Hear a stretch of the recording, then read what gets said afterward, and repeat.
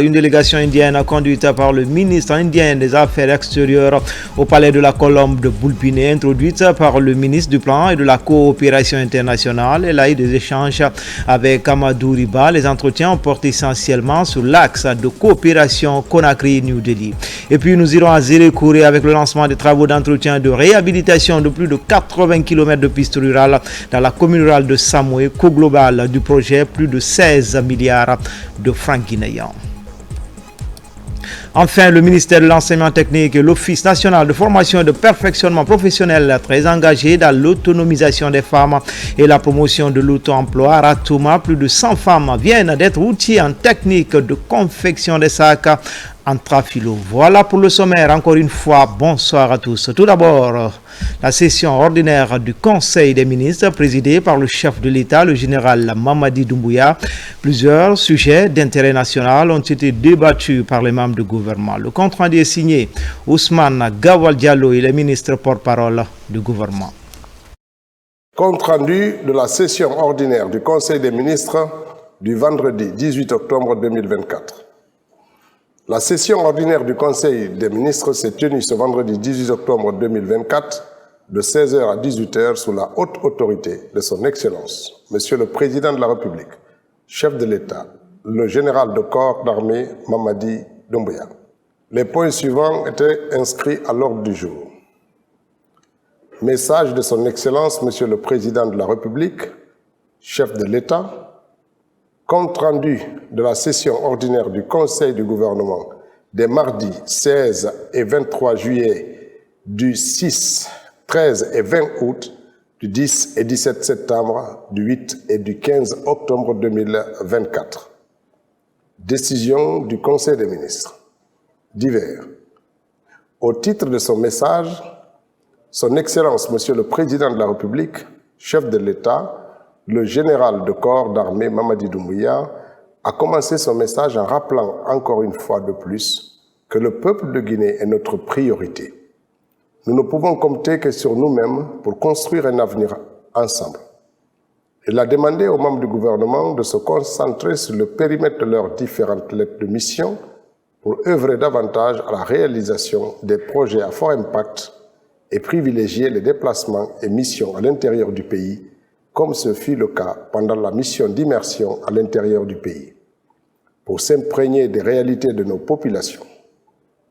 Il a demandé au ministre de rester focalisé sur l'essentiel, notamment la poursuite des chantiers de construction des routes, la mise en œuvre des réformes structurelles, en particulier la digitalisation du processus de passation des marchés publics, la collecte des impôts avec SAFIC 2, le Trésor avec Trésor Paye, car bientôt la fin de l'année, et comme l'année dernière, suivant le principe de redevabilité, le président de la République a indiqué que les ministres et les directeurs doivent rendre compte de leur gestion de cette année au peuple de Guinée.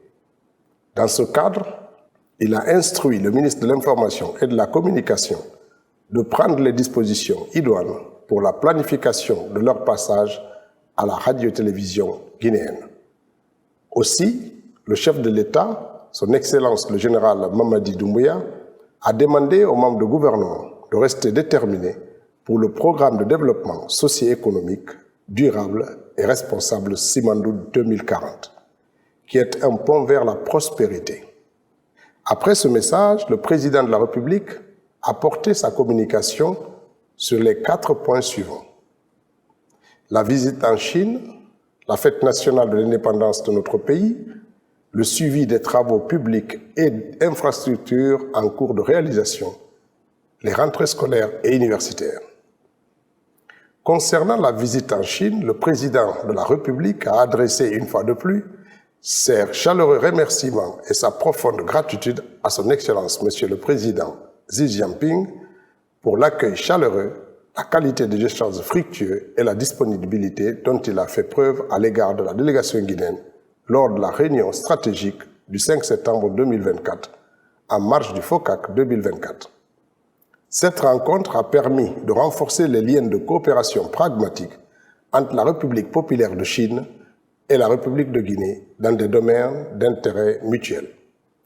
S'agissant de la fête nationale d'indépendance de la République de Guinée, le chef de l'État a félicité et remercié vivement tout le peuple de Guinée qui s'est massivement mobilisé dans la joie pour célébrer l'indépendance de notre pays. Il a souligné l'importance de continuer à entretenir ce sens élevé de patriotisme et cultiver davantage la fraternité, la solidarité et le vivre ensemble pour concrétiser notre ambition commune de bâtir une Guinée nouvelle. Il a également adressé ses remerciements à tous les organisateurs qui ont œuvré pour la réussite de cet événement.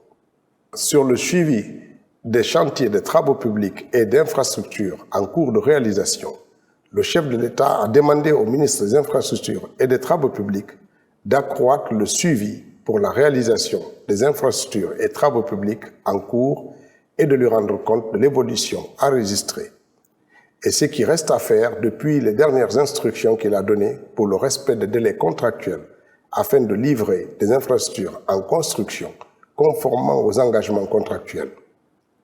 Concernant les rentrées scolaires et universitaires, le président de la République, son Excellence, le général de corps d'armée, Mamadi Doumbouya, a souhaité une très bonne rentrée scolaire et universitaire à tous les élèves et étudiants.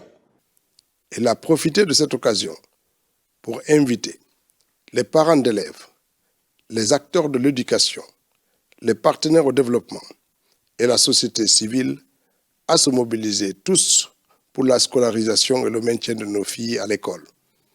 Il a affirmé que nous devons également, ensemble, continuer à œuvrer pour mobiliser pour l'éducation de nos enfants, en particulier celle des filles, pour un avenir meilleur. Il a instruit le ministre de l'Enseignement supérieur, de la Recherche scientifique et de l'Innovation et le ministre de l'Enseignement préuniversitaire et de l'Alphabétisation de tout mettre en œuvre pour que cette année scolaire et universitaire soit un succès pour nos enfants, élèves et étudiants, qui sont les acteurs de demain.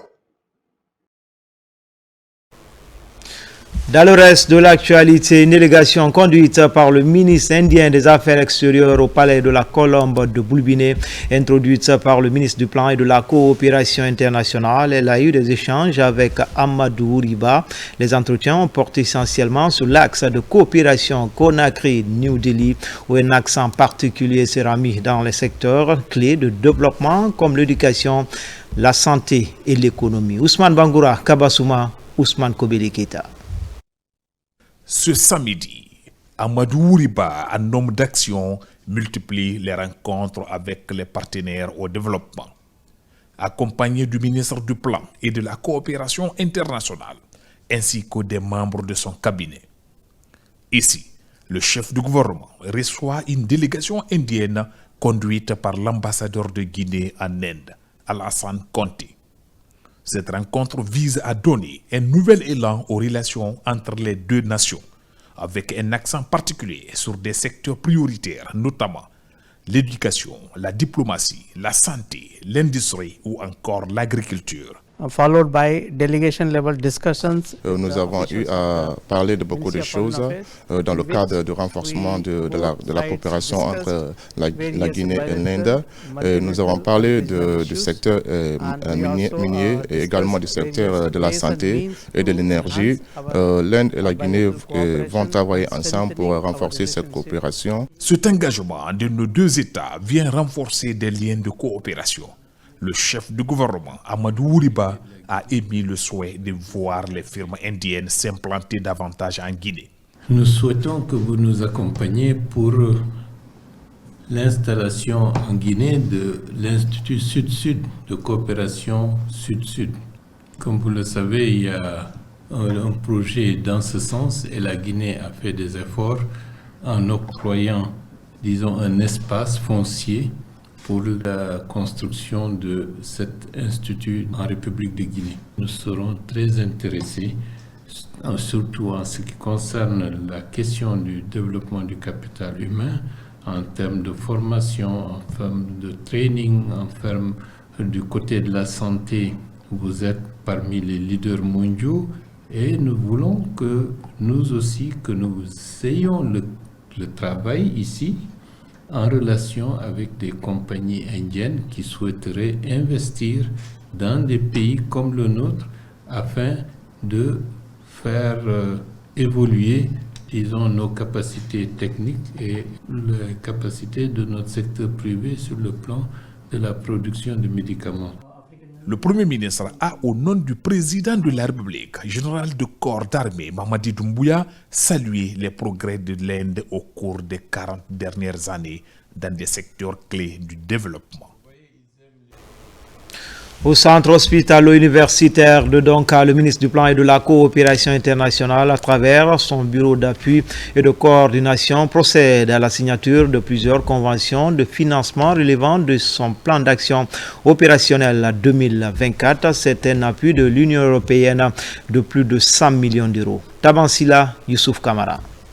104 millions d'euros, c'est l'enveloppe que l'Union européenne accorde à la Guinée à travers des conventions de partenariat qui couvrent plusieurs départements ministériels. Le souci pour l'institution donatrice est de placer l'être humain au cœur de ses actions. L'Union européenne a été auprès du peuple de la Guinée depuis des décennies.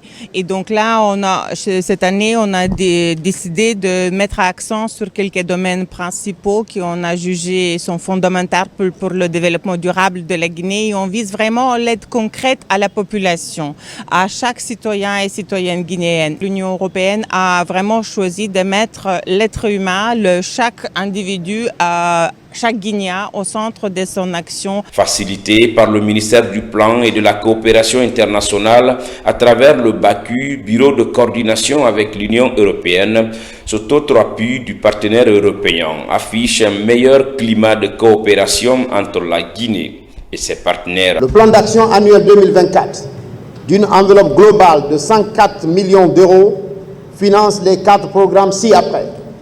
Le programme d'appui de l'emploi pour le développement du secteur privé et à l'industrie. Le deuxième programme, c'est la réintégration et la gestion des migrants en Guinée pour 28 millions d'euros. Le troisième programme, c'est le programme d'appui de la santé en Guinée de 20 millions d'euros. Le quatrième programme, c'est le programme d'aménagement du territoire, de l'eau potable et de l'assainissement qui concerne le MATD, mais aussi le ministère en charge de l'énergie, de l'hydraulique et de l'hydrocarbure.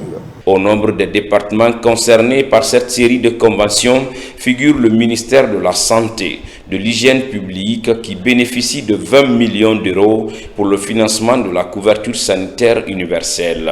Cette signature prouve à suffisance l'engagement de l'Union européenne aux côtés de la Guinée, surtout en cette période de refondation de l'État prônée par le président de la République. Je suis sûr et certain que ces financements vont améliorer de façon significative le système de santé de notre pays.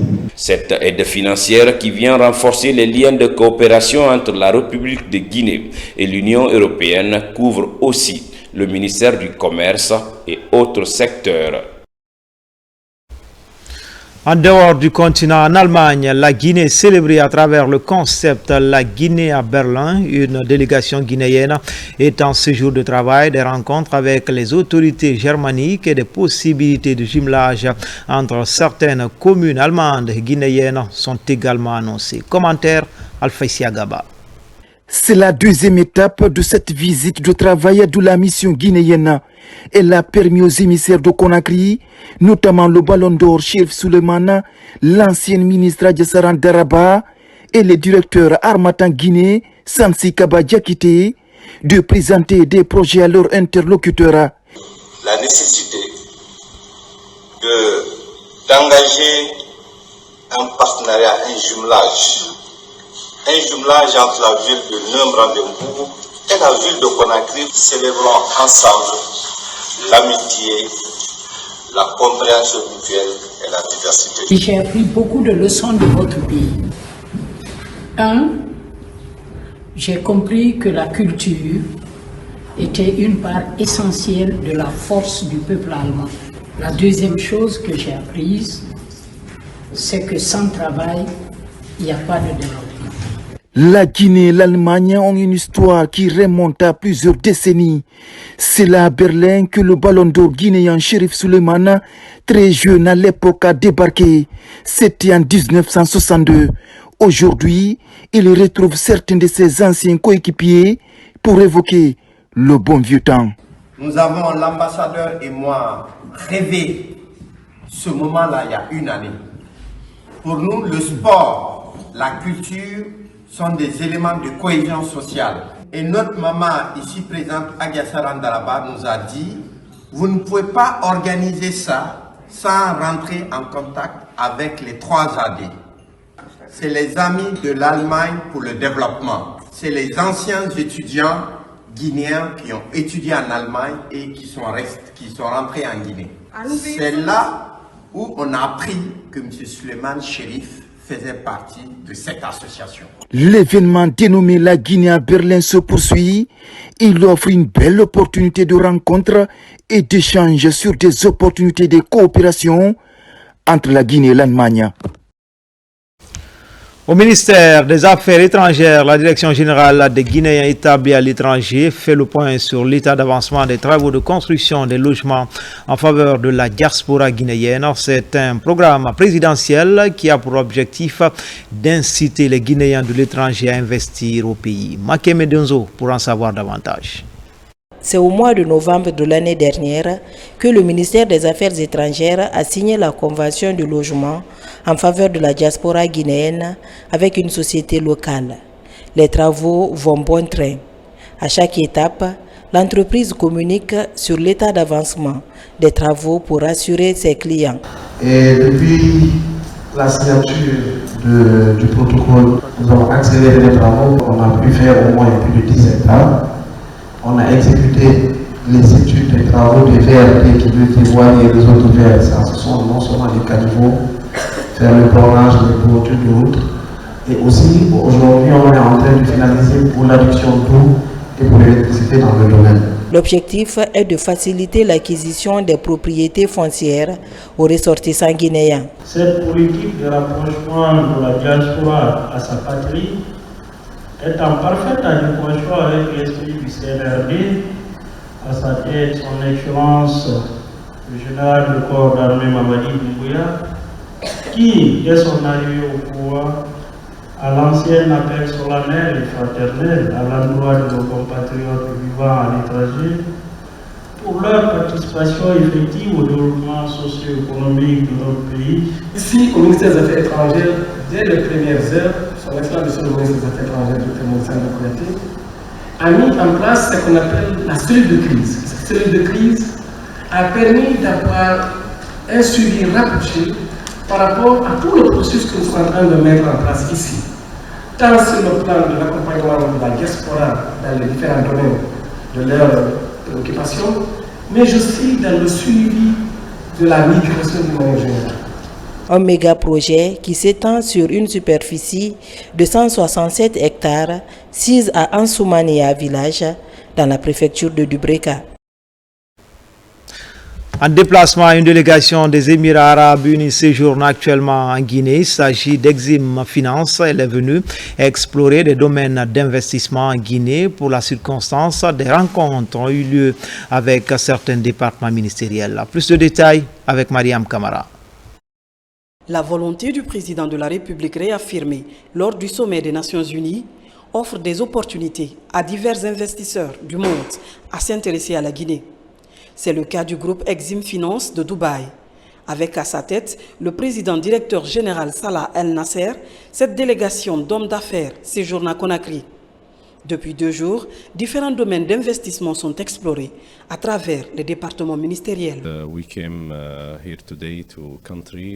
sommes venus pour explorer les opportunités d'investissement en Guinée. C'est un pays où nous n'avons pas encore investi et où nous voyons un grand potentiel pour les investissements et pour développer des projets. Donc nous sommes venus pour rencontrer les autorités, identifier ces projets. Au ministère de la Culture, par exemple, les échanges ont porté sur la rénovation du Grand Hôtel de l'Indépendance, de celui de Bel Air et la construction du Palais de la Culture. Il a été question d'investissement dans divers domaines et notamment dans le domaine de l'hôtellerie et du tourisme. Mais la première étape, c'est qu'ils puissent aller sur les lieux et des visées qui est une estimation de ce qu'ils voudraient faire en fonction du standing de l'hôtel qu'ils voudraient mettre et qui soit en accord aussi avec les attentes du ministère. À l'image de ce conclave, d'autres ministères ont reçu la délégation émirati. Au ministère de la Santé, 2 axes sont prioritaires, la construction des infrastructures hospitalières et l'amélioration des offres de soins. Des travaux publics en passant par le ministère du Transport jusqu'à celui de l'Énergie, où les questions ont d'ailleurs tourné autour de la diversification de la production énergétique et son transport. Exim Finance, ce sont plus de 100 projets dans 40 pays à travers le monde. Après ces échanges, le groupe compte très prochainement sceller des accords avec la Guinée pour un partenariat gagnant-gagnant. Dans l'actualité également, l'utilisation judicieuse des ressources financières des différentes communes. La problématique préoccupe le gouvernement, le gouvernorat et le ministère de l'économie et des finances, d'où l'organisation d'une session de renforcement de capacité des comptables publics, receveurs, trésoriers et présidents des délégations spéciales de Conakry. L'idée est de mettre fin à la dilapidation du budget de l'État dans les municipalités. Moussa Bangoura, Ousmane Kamara. Comment mieux exécuter les dépenses pour le bon fonctionnement des collectivités? La question est en débat au gouvernorat de Conakry. Agents comptables, receveurs communaux, contrôleurs financiers, comptables publics, secrétaires généraux des communes, trésoriers et présidents des délégations spéciales des différentes communes de Conakry renforcent leurs capacités en comptabilité générale de l'État en partie double et la nomenclature des pièces comptables. Dans le cas des collectivités locales, c'est le maire qui, par délégation, sera représenté par le secrétaire général en charge des collectivités. La gestion du budget est une gestion qui doit être débarrassée d'affinités, qui doit répondre aux exigences majeures vers les standards internationaux. Plusieurs thématiques ont été développées au cours de cette rencontre, notamment les dépenses de l'État, la comptabilisation des salaires au niveau déconcentré et le paiement des pensions. Il y a eu une extension. Il y avait 6 communes avant. Il y a eu maintenant plus de 7, ça fait 13. Il faut donc renforcer les capacités dans la gestion du budget de l'État au niveau déconcentré, mais aussi dans la gestion du budget communal. Quand tu as géré, tu dois rendre compte. Et si c'est le cas, le ministre fait un effort pour juste nous permettre de prêter attention à tout ce que nous faisons. Le but est d'appliquer les principes budgétaires pour une meilleure production des pièces comptables. Cette avancée est le fruit de la synergie d'action entre la trésorerie principale du gouvernorat de Conakry et la direction générale du Trésor et de la comptabilité publique. Restons toujours dans ce domaine, transparence. Certes, le mot RECIFA ne vous est pas familier. Il s'agit de l'engagement citoyen pour le civisme fiscal et l'amélioration de la transparence budgétaire. Cet outil est créé pour accroître les ressources destinées aux politiques et programmes publics. L'initiative est portée par l'ONG Aide et Action. Abdul Karim Kamara.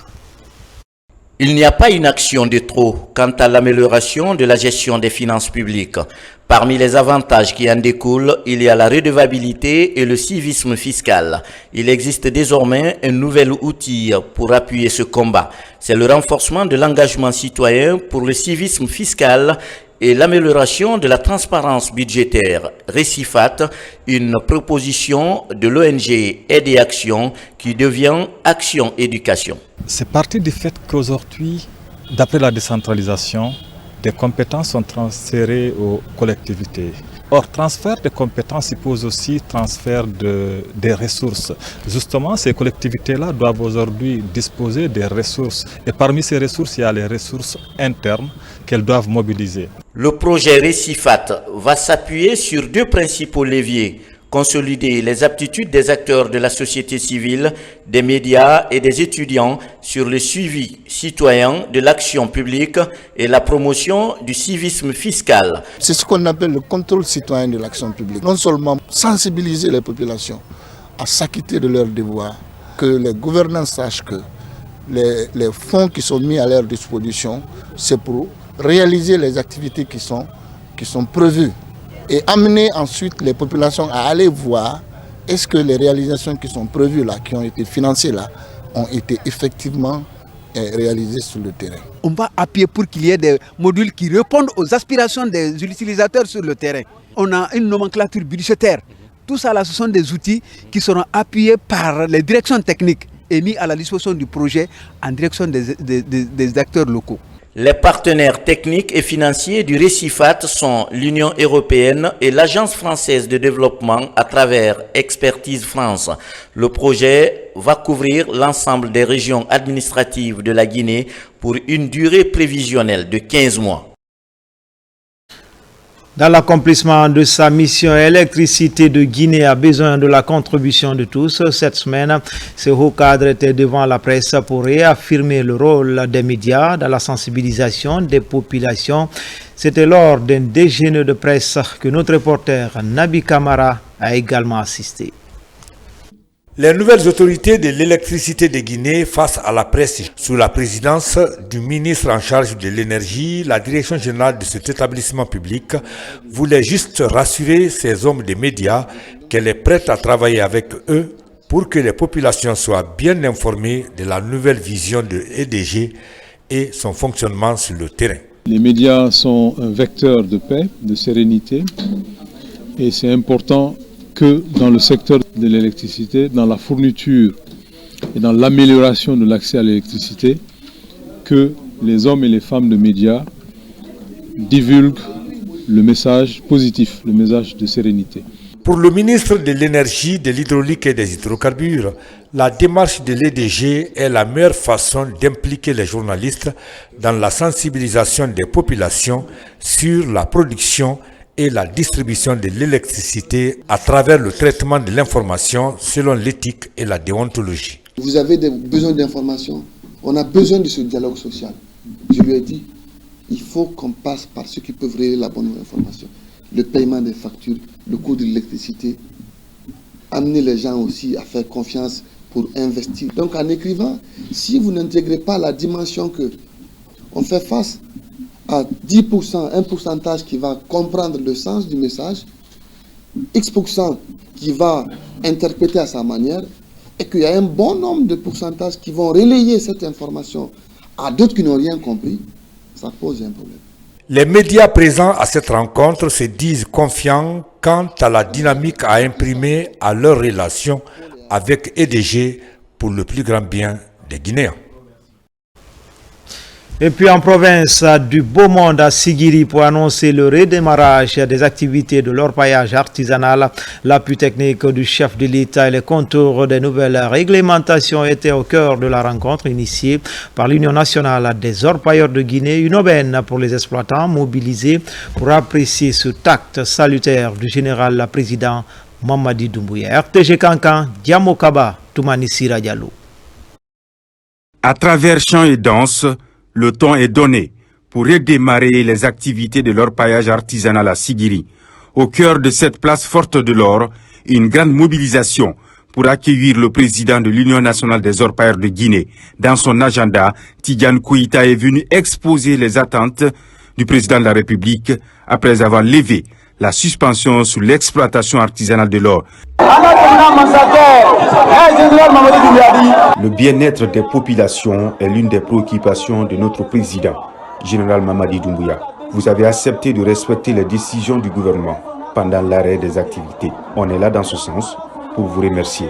Avant ce moment de réjouissance, des séances de sensibilisation ont été menées dans les zones minières du pays autour des enjeux de la suspension au lendemain de la nouvelle décision de l'ambiance à Sigiri pour apprécier l'autorisation de reprise. La suspension des activités minières est un programme présidentiel. Désormais, chaque année, on doit accepter ces principes pour le bien de tous. La joie est immense. Les femmes de Bouré soutiennent les idéaux du CNRD. La reprise est vraiment salutaire. Merci aux autorités compétentes. Le président de l'INOG a aussi dévoilé ses préoccupations à l'endroit des communautés et sa corporation. Des préoccupations pour soutenir les ambitions du président de la République dans le respect des principes édictés par les départements sectoriels. Comme annoncé dans les titres, direction Zérékoré avec le lancement des travaux d'entretien et de réhabilitation de plus de 80 mètres de pistes rurales, de 80 km, de pistes rurales dans la commune rurale de Samoué, d'un coût global de plus de 16 milliards de francs guinéens. Le projet de désenclavement des zones de production piscicoles vient répondre aux attentes des producteurs souvent confrontés aux difficultés de mobilité. Fodé Camara est notre spécialiste maison. Dans une atmosphère de ferveur populaire, les dés sont jetés pour la mise en œuvre du projet de désenclavement des zones de production piscicoles en Guinée forestière et en Basse-Guinée. À Zérékoré, dans la commune rurale de Samoué, au compte de ce projet d'utilité publique, les travaux de réhabilitation et d'entretien de plus de 80 km de pistes rurales sont lancés. Ceci pour faciliter l'accès à ces localités réputées dans la pisciculture. Au nom de tous les 3000 bénéficiaires qui sont les pisciculteurs de la région alternative de Zérékoré, de notre satisfaction suite à cette relance des travaux du piscicole dans notre région. Cette relance permettra à coup sûr de désenclaver les zones de production de poissons et d'autres produits agricoles. Cette journée est une fierté, un honneur pour la délégation spéciale de la commune de Samoué, en ce sens qu'elle marque le début effectif des travaux d'entretien périodique et la construction des dallos dans les districts de Gbili et Nyama, et transforme ainsi les rêves de la population en réalité. Accompagné d'une forte délégation de Samoué, Félix Lama, le ministre de l'Agriculture et de l'Élevage, s'est rendu à Lola, un autre grenier du sud du pays. Ici aussi, fortement mobilisé, avec en première ligne la couche féminine, ces acteurs du développement rural ont poussé un cri du cœur lié à l'enclavement des zones de production. Nous avons des problèmes liés à nos pistes rurales. Aujourd'hui, nous les femmes, tout ce que nous produisons, nous n'arrivons pas à l'acheminer sur le marché par manque de pistes rurales. Toutes nos pistes rurales sont aujourd'hui détruites. Il n'y a pas d'accès dans les villages. Donc quand on produit, tout se détruit dans nos champs. Donc nous demandons vraiment à l'autorité de tutelle de nous aider à améliorer nos pistes rurales. Les pistes rurales sont une réalité. Monsieur le préfet, monsieur le gouverneur ici présent, dans toute la préfecture, nous avons 40 km en réalisation en ce moment. Que ce soit à Guéassou, que ce soit à Léné, que ce soit à Fumbadou, etc. Nous avons des projets en cours pour toute la préfecture de Lola. Il y a des ponts déjà qui sont en construction. Vous pouvez appeler vos parents qui sont déjà là-bas, ils vont vous confirmer que ces travaux sont en cours. Nous continuerons à faire de l'agriculture et de l'élevage le moteur de la croissance de la Guinée, et c'est cela la vision du chef de l'État. Nous devons nous nourrir de ce que nous produisons. Et pour cela, nous devons travailler tous ensemble et travailler dur. Au lendemain des États généraux de l'agriculture et de l'élevage, des réponses urgentes aux préoccupations majeures des acteurs du monde rural sont planifiées, à l'image du projet de désenclavement des zones de production piscicoles en Guinée forestière et en Basse-Guinée. Un projet financé à plus de 16 milliards de francs guinéens par le gouvernement et l'Agence française de développement. Fin de la première édition du Climaton à Conakry. Pendant 72 heures, les débats ont porté sur la recherche de solutions innovantes devant être adaptées aux données climatiques de Conakry. Sur 7 projets présentés, la Palme d'Or est revenue à celui dont le combat porte sur l'atténuation des effets de l'extraction traditionnelle du sel sur la mangrove. Moussa Kouyaté. Il était question d'agir à tout bout de chemin contre le changement climatique. Une volonté manifestée au cœur du Climaton Conakry par les étudiants, enseignants-chercheurs, entrepreneurs, scientifiques et décideurs politiques. Des équipes interdisciplinaires sont formées par ces acteurs afin de développer des solutions innovantes au dérèglement climatique. Quand ils ont fait des applications, quand ils ont postulé, chacun est venu avec ses idées.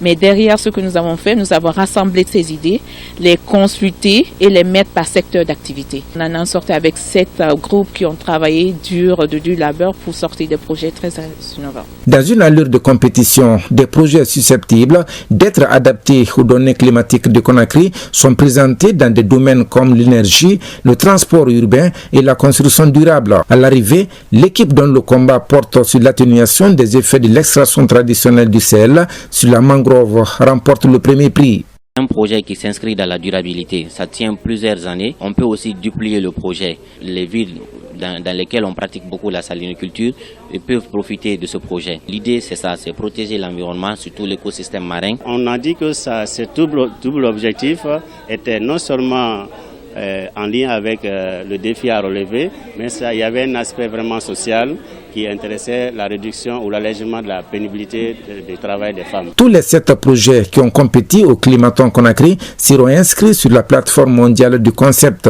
L'objectif visé est d'inspirer une nouvelle génération de leaders du climat et accélérer les progrès vers un avenir durable.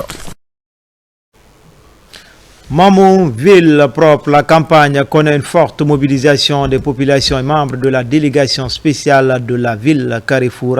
Pour renforcer ce élan, des personnes de bonne volonté accompagnent le processus. C'est le cas de l'actuelle directrice générale de la Société nationale d'aménagement et de promotion immobilière FI de la localité qui offre un lot d'équipements d'assainissement aux femmes en charge d'exécuter ces opérations sur le terrain. RTG Mamou, Mamadou Patibaldi. Depuis quelques mois, l'association des femmes balayeuses s'est lancée dans l'assainissement des lieux publics et les principales artères. Pour appuyer cet élan, les fils du tiroir se mobilisent. C'est le cas de Maïmouna Bari, directrice générale de la SONAPI, qui débarque avec un important lot de kits de nettoyage. On va parler de développement sans parler de salubrité. Et les braves dames qui se battent corps et âme et qui sont en train de braver toutes les intempéries pour donner vraiment de bon vivre à la population de Mamou. La directrice, Mme Maïmouna Bari de la SONAPI, a répondu à notre appel. Tout le matériel de nettoyage se trouve dans ce lot. La saleté donne la maladie. Donc nous voulons débrasser de la saleté de notre ville de Mamou. À l'occasion du premier samedi de chaque mois, les femmes balayeuses ont promis avec ce matériel de se retrouver pour donner un coup de balai à la ville de Mamou afin d'épargner les populations des maladies épidémiologiques. Nous allons nous-mêmes veiller à l'utilisation de ces matériels à travers nos différentes activités d'assainissement, que ce soit les journées initiées par l'État guinéen les premiers samedis de chaque mois, que ce soit aussi d'autres journées, d'autres activités que la commune elle-même initie à travers ses femmes balayeuses et les ONG. Pour réussir cet ambitieux programme, la commune urbaine de Mamou, bénéficiaire de ce matériel, a mis à disposition des camions bennes pour faciliter le transfert des ordures. Je vous amène à présent à Dabola, centre géographique de la Guinée. Sur place, un natif de la localité offre des tables bancs à certaines écoles, une manière pour lui de participer à l'éducation des enfants de sa ville natale, un geste hautement apprécié par les autorités locales. Diara Diallo, de retour de Dabola. C'est une action qui marque les esprits à Dabola. Bakari Fadiga, ancien élève de l'école primaire Tenkiso, fait parler son cœur en soutenant le système éducatif des jeunes. Un lot de tables bancs est offert pour appuyer les efforts de l'État dans la localité. Nous commencerons par exprimer notre satisfaction totale, notre joie du fait que tous les enfants de Dabola, tous qui ont pratiqué les écoles ici, sont prêts pour accompagner leurs enfants, leurs petits-fils. À partir de ce matin, il n'y aura plus de mi-temps à l'école primaire Tinkiso. Il y aura un temps plein. Du matin, de 8h à 14h tous les jours jusqu'au jeudi, et vendredi samedi jusqu'à 12h30. Donc moi, je suis très satisfait. La cérémonie de remise mobilise élèves, enseignants, autorités locales et parents d'élèves autour du donateur. Ce dernier rappelle la nécessité de soutenir l'État dans sa volonté de maintenir les enfants à l'école. J'ai commencé par Tenkiso, l'école spécialisée. c'est parce que j'ai étudié ici. Maintenant, après ça, je vais regarder les autres écoles et toute la Guinée entière. Et l'ONG, le nom c'est No Child Left Behind. Ce geste du président de la structure No Child Left Behind n'est pas seulement symbolique.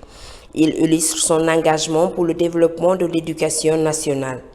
D'autres actions comme le reboisement ont été déjà menées sur le terrain au mois de juin dernier par le donateur.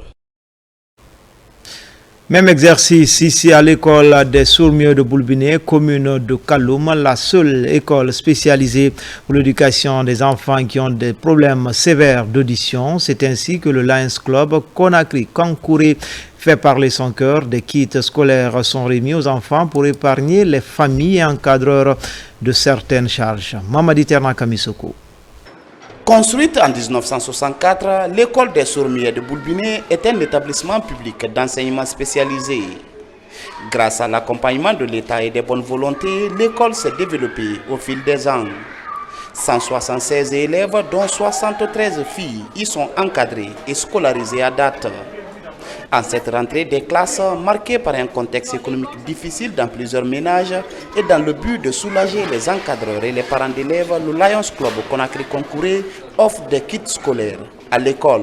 Ces kits scolaires que nous remettons aujourd'hui contenant des cahiers, des crayons, des stylos et d'autres fournitures adaptées représentent bien plus qu'un simple outil d'apprentissage. Ils sont une porte ouverte sur l'avenir, un soutien tangible pour l'enfant. Depuis des années, le club humanitaire assiste à cette école des Sourds-Muets.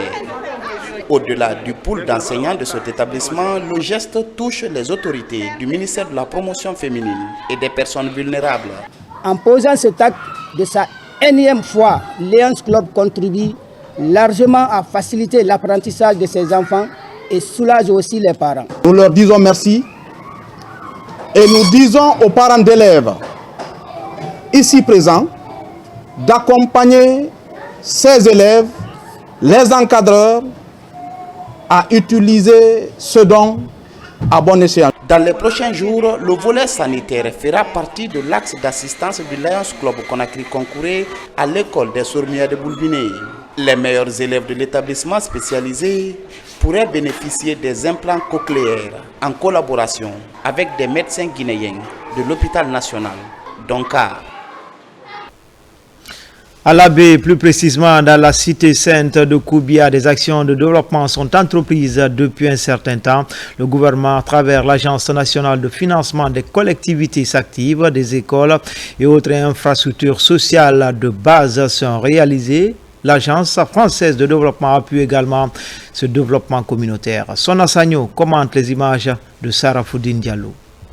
Au pied de cette montagne de Lougamé, cet édifice écolier en banco d'une autre époque a formé plusieurs générations d'enfants.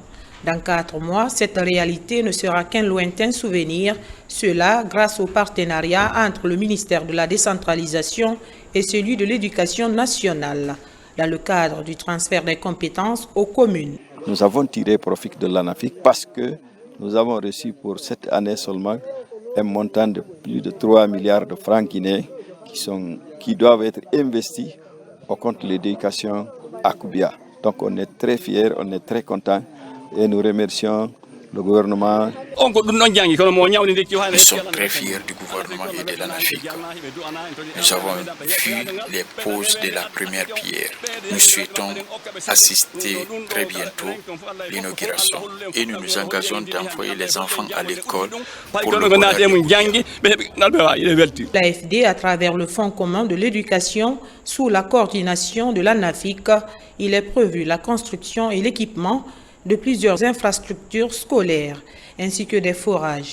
À savoir, la construction et l'équipement de l'école primaire de Lougamé dans le district de Kabeléa. La construction et l'équipement de l'école primaire de Missidé dans le quartier de Koubia 1. La rénovation et l'équipement de 2 salles de classe, un bureau et un magasin au collège central de Koubia et une fosse septique à l'abattoir.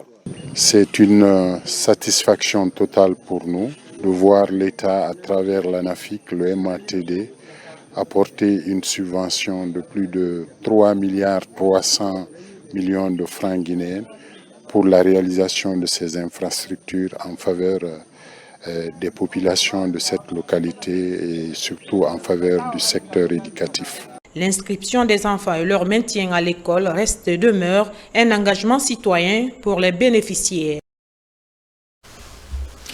L'Institut de perfectionnement du personnel de la santé a initié récemment un programme de formation en épidémiologie. Ce programme concerne les agents paramédicaux comme les sages-femmes et infirmiers. Après 2 ans de licence professionnelle, une cohorte de 25 agents est diplômée. Elle constitue la première promotion d'épidémiologistes pour mener à bien la croisade contre les épidémies en Guinée. Hadia Toubari.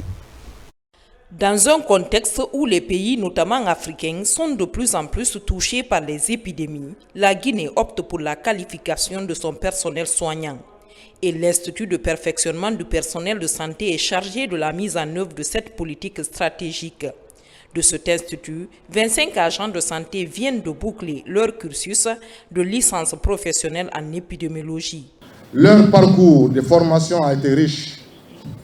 2 années de cours théoriques, pratiques, stages de proximité et de présentation de mémoires devant un jury de professeurs d'université. Cette passerelle offre aux paramédicaux l'opportunité d'accéder à un diplôme supérieur très professionnalisant.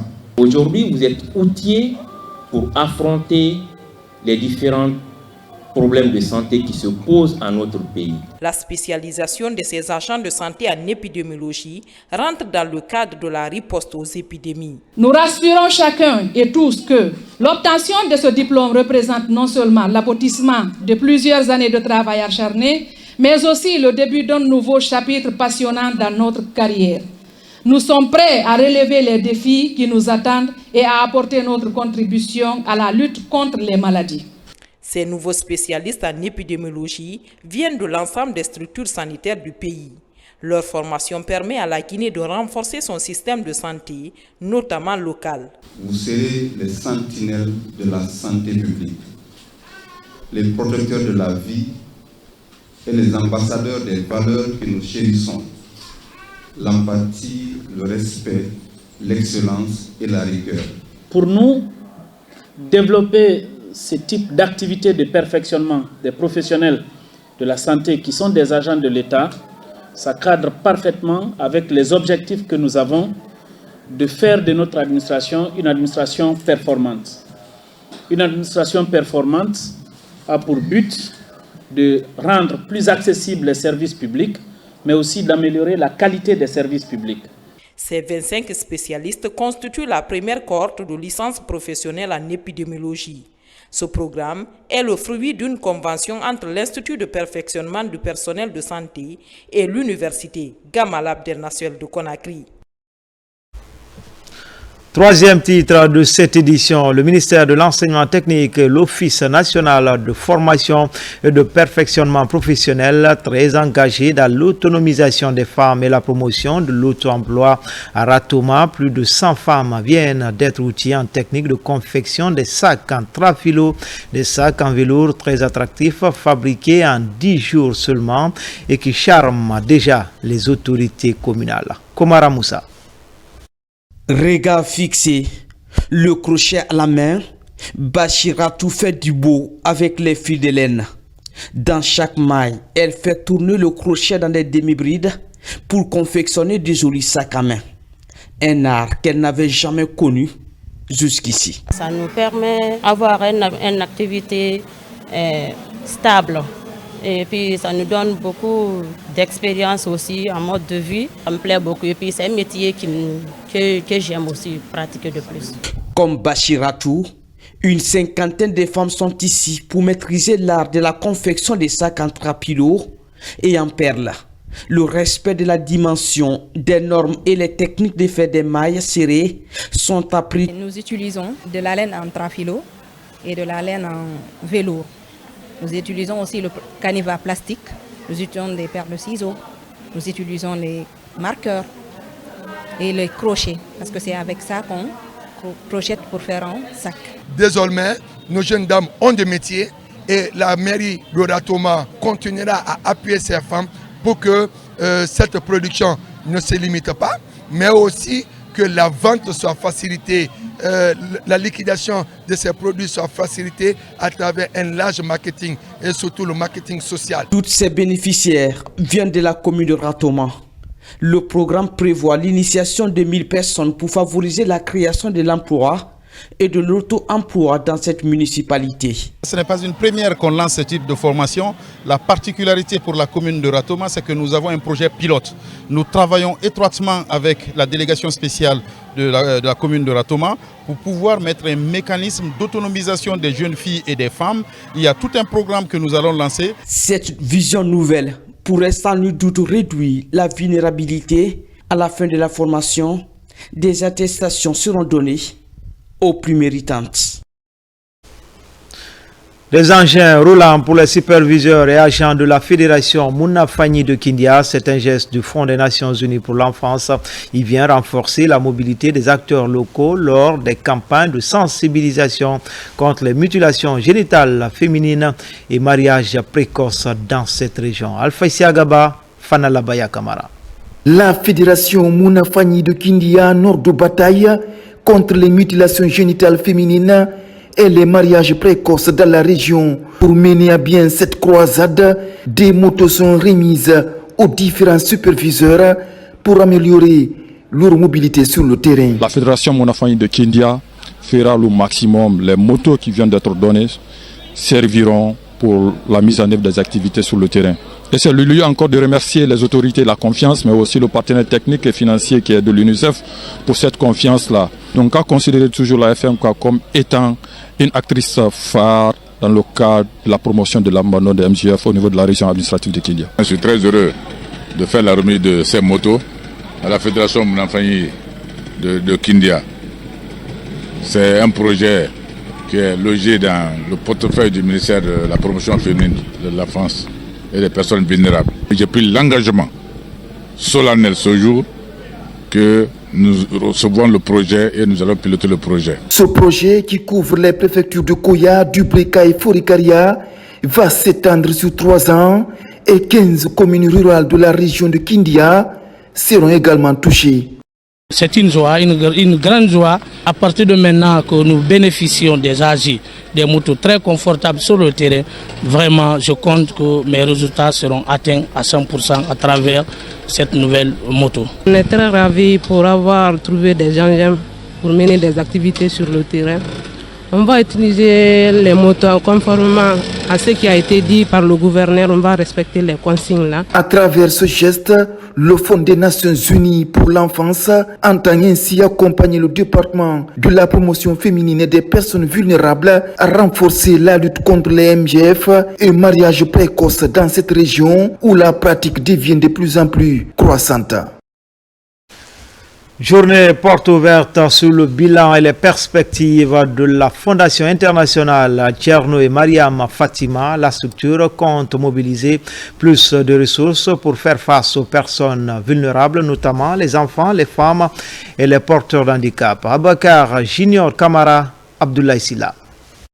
Découvrir les activités de la Fondation internationale Thierno et Mariam, présenter ses actions et sa mission en faveur des personnes vulnérables et s'informer sur les différentes initiatives pour améliorer la qualité de vie des enfants en situation de handicap et promouvoir l'autonomisation des femmes sont entre autres sujets débattus au cours de cette journée porte ouverte appelée Fitimaton. Ma ministre, Madame Charlotte Daffé, a tenu à ce qu'une équipe forte soit là pour accompagner cet événement, parce que l'événement est très important pour nous, à cause du fait qu'on a un caractère particulier avec Fitima.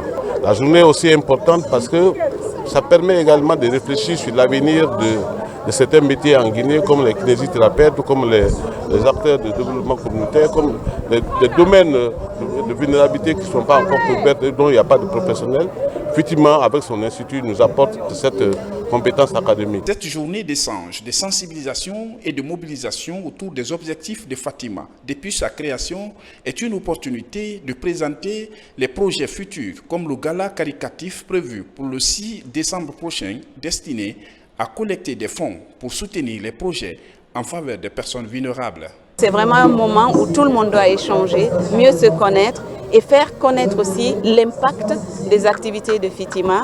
Et en fait, c'est un prélude à une grande opération que nous voulons organiser au mois de décembre prochain, qui va être une opération de fundraising, de collecte de fonds, afin de pouvoir disposer d'un centre de référence digne de ce nom. La Fondation Fatima soutient la formation et le développement des femmes afin de les aider à acquérir des compétences et à devenir financièrement indépendantes. Enfin, les populations de Moria, plus que jamais déterminées à accompagner les actions du CNRD, elles l'ont réaffirmé à travers un carnaval géant ce samedi 19 octobre dans le centre urbain de Fouré-Karia. Plusieurs membres du gouvernement ont pris part à l'événement, une manière de saluer cette initiative des fils ressortissants de Fouré-Karia, un carnaval géant organisé avant le début du tournoi intercommunal doté du trophée général Mamadi Doumbouya. Hamadou Baïloubari, Tcherno Ousmane Diallo. C'est un carnaval gigantesque qui s'est déroulé du pont Kissi-Kissi à la maison de jeunes de Fouré-Karia. Une marche de près de 5 km pour traduire toute la détermination de l'ensemble de la population de Fouré-Karia à soutenir les actions du CNRD. Plusieurs personnalités publiques ont activement pris part à cet événement et ont également invité à resserrer les rangs derrière le président général Mamadi Doumbouya. À la maison de jeunes, ultime étape avant le stade, là également des appels et témoignages ont été tenus. Du jamais vu, Fouré-Karia a montré qu'elle est effectivement dans la refondation. Fouré-Karia a montré qu'il est derrière le président de la République, le général de corps d'armée Mamadi Doumbouya. Donc c'est une fierté pour la préfecture de Fouré-Karia. On est très fiers, on est très contents. Vous avez vu déjà la mobilisation. C'est une véritable démonstration de force. On est vraiment fiers. C'est une initiative des populations de Fouré-Karia à laquelle nous prenons part pour exprimer, elles ont bien voulu donc exprimer par cette initiative leur remerciement, leur reconnaissance au chef de l'État, au général Mamadi Doumbouya, pour tous les projets gigantesques et futuristes qui sont entrepris en faveur du peuple de Guinée, mais également en faveur de la localité de Fouré-Karia. Abordant la question sur le même angle d'analyse, amis et fils de Fouré-Karia s'engagent à plus que jamais devenir les acteurs majeurs dans la concrétisation des idéaux du CNRD. Avec le programme Simandou, Fouré-Karia va jouer un rôle capital dans le développement de la Guinée. Ici, les populations en sont conscientes et saluent les efforts en cours dans ce sens. Quand les œuvres s'imposent, on est incapable de maîtriser la foule. Aujourd'hui, le président Mamadi Doumbouya, le général Mamadi Doumbouya, s'impose de par ses œuvres. Partout à travers la Guinée, les gens ont compris. C'est une adhésion massive. C'est tout Fouré-Karia qui s'est levé comme un seul homme pour prouver à la face du monde que Fouré-Karia reste et demeure dans l'idéologie du président de la République, le général de corps d'armée, Mamadi Doumbouya. Nous disons à tous les citoyens de soutenir le président général Mamadi Doumbouya, car c'est un homme nous devons le soutenir pour cette nation. C'est un homme travailleur. Ce coup d'envoi du tournoi intitulé Général Mamadi Doumbouya est une des illustrations parfaites de la dynamique mise en marche pour accompagner le CNRD dans son ambition de faire de la Guinée un pays développé d'ici 2040.